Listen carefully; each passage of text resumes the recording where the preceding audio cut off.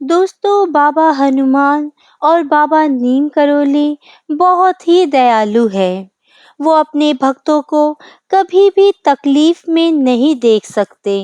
वे अति शीघ्र प्रसन्न होने वाले देवता है। जो इनकी शरण में जाता है उसका मंगल ही मंगल होता है। और बाबा हनुमान, बाबा नीम करोली की छत्र छाया हमेशा उन मनुष्य पे बनी रहती है जो इनकी पूजा अर्चना और इन पे विश्वास रखता हो।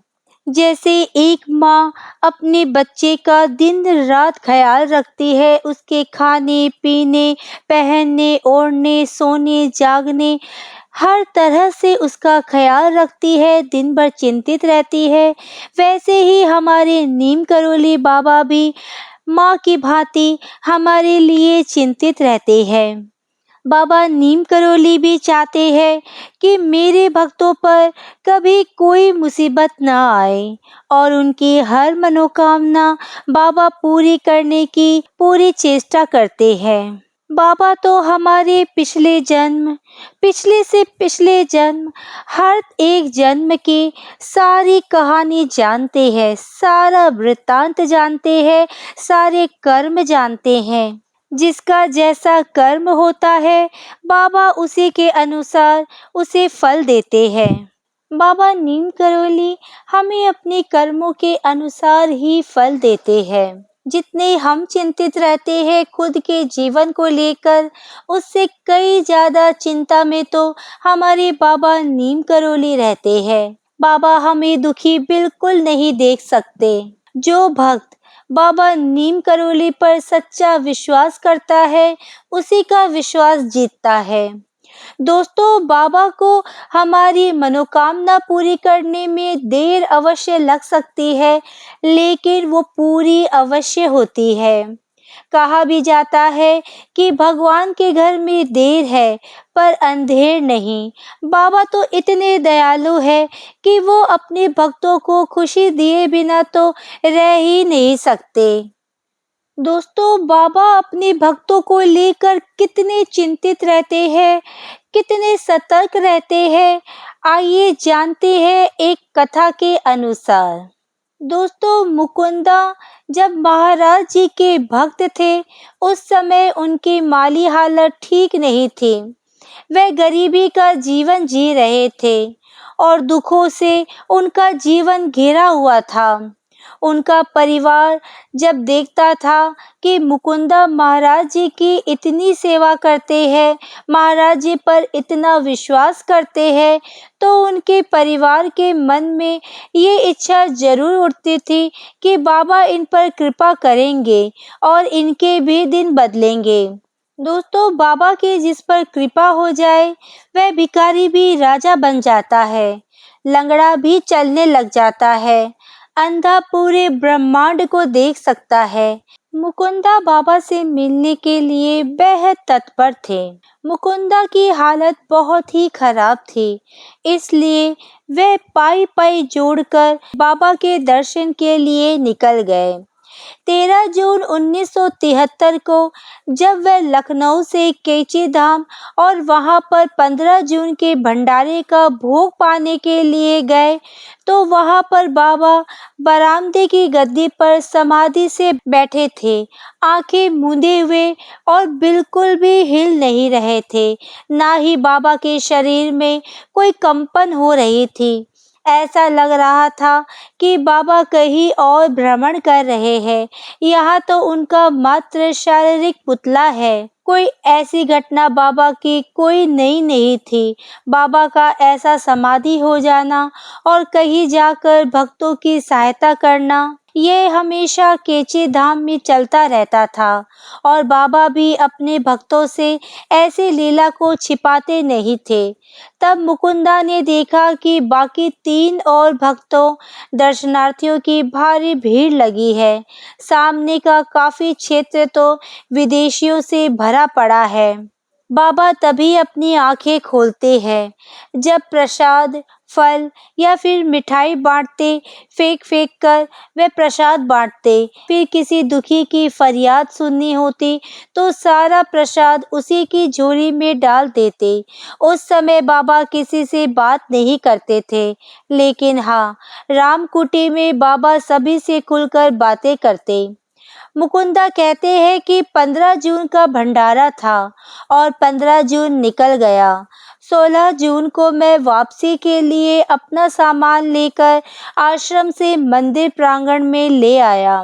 बाल भोग के बाद मैं इंतजार कर रहा था, तभी बाबा कहते हैं कि अब जाओ, मेरे लिए मिठाई प्रसाद भी आ चुका है। उन्हें अपनी ओर आकर्षित करने के लिए मैंने बाबा को बार बार प्रणाम किया।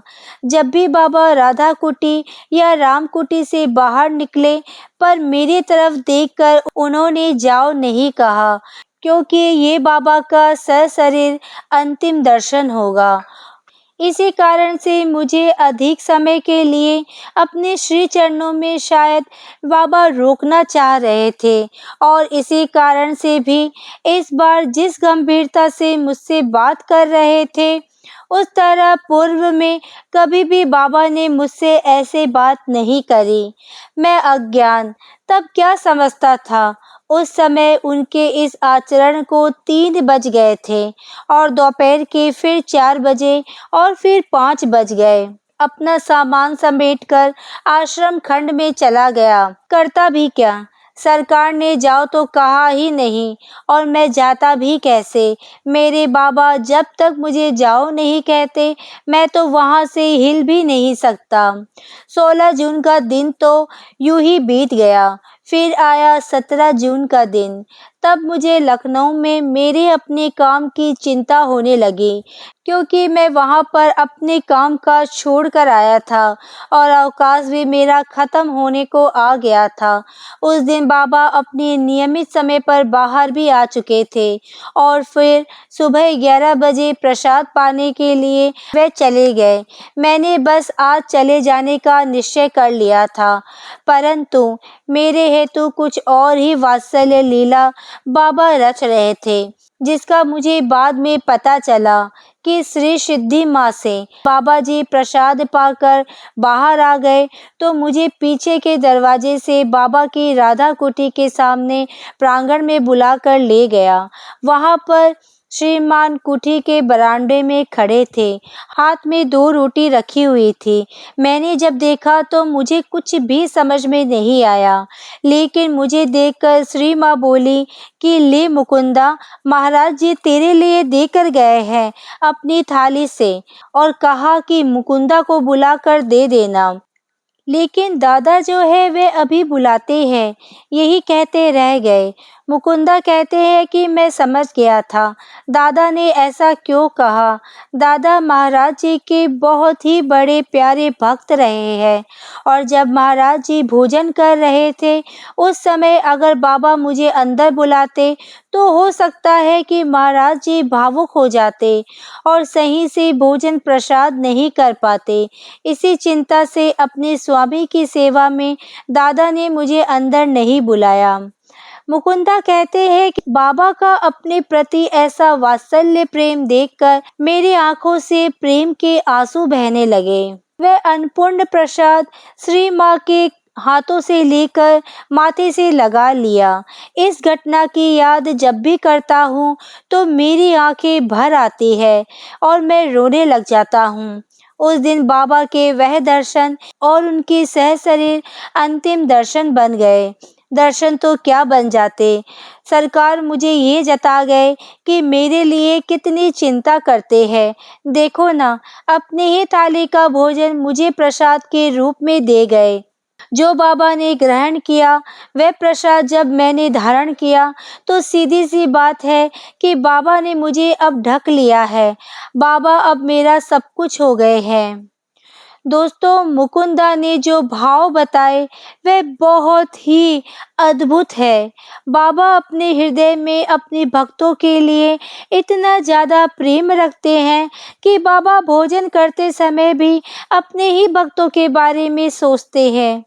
क्या कभी आपने ऐसा जीवन महसूस किया है कि आप भोजन करने बैठे हो और अपने गुरु या अपने प्रभु के बारे में सोचते हो? शायद नहीं, और ना ही कोई मनुष्य की ऐसी भक्ति होगी। भक्ति खुद में बेहद सरल होती है, लेकिन भक्ति कर पाना बहुत कठिन होता है। बाबा का वही प्रेम आप सभी भक्तों पर मुकुंदा की तरह हमेशा बना रहे। आप लोग भी महाराज जी की कुछ ऐसी सेवा कीजिए कि बाबा को आपसे चिंताएं थोड़ी कम हो जाए।